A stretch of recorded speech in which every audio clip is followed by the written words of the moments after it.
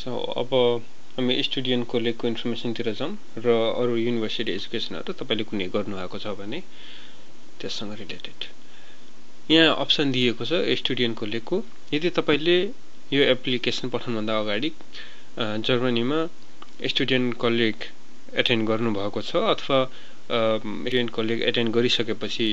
दिने एक्जाम गरिसक्नु भएको छ भने त्यसको बारेमा यहाँ इन्फर्मेसन दिनुपर्छ यहाँ डेट दिनुस् गर्नुभएको र यहाँ कुन युनिभर्सिटीमा अथवा कुन स्टुडेन्ट कोलेजमा गर्नुभएको र कुन शहर त्यो इन्फर्मेसनहरु यसमा दिनुस् यदि गर्नु भएको छैन भने यसलाई यतिकै छाड दिनुस् यो सेक्सनमा चाहिँ नि तपाईले +2 अथवा इन्टरमिडिएट बाहेक कुनै युनिभर्सिटी डिग्री गर्नु भएको छ जस्तै मानौं 1 वर्ष कुनै ब्याचलर्स इन साइन्स नै गर्नु भएको छ भने अथवा कुनै इन्टर्नशिप अथवा कुनै पनि त्यस्तो किसिमको ट्रेनिङ गर्नु भएको छ भने त्यो इन्फर्मेसन यहाँ दिनुस् जस्तो मैले अहिलेलाई 2002 देखि 2003 सम्म इन्भाइरोन्मेन्टल साइन्स त्रिचन्द्र कलेजमा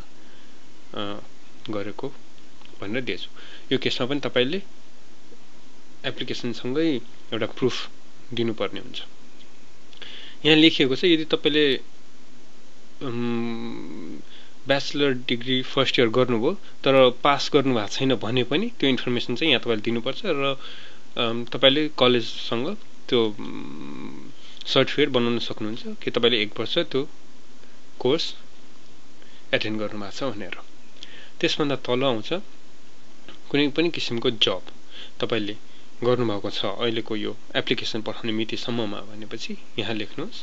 जस्तै मैले यहाँ 2003 देखि 2004 सम्म 8th क्लासलाई म्याथमेटिक्स र इंग्लिश पढाएको ग्यालेक्सी पब्लिक स्कुल काठमाडौँमा भनेर लेखेको छु त्यसै किसिमले कुनै पनि अरु किसिमको कामहरु तपाईले यहाँ लेख्न सक्नुहुन्छ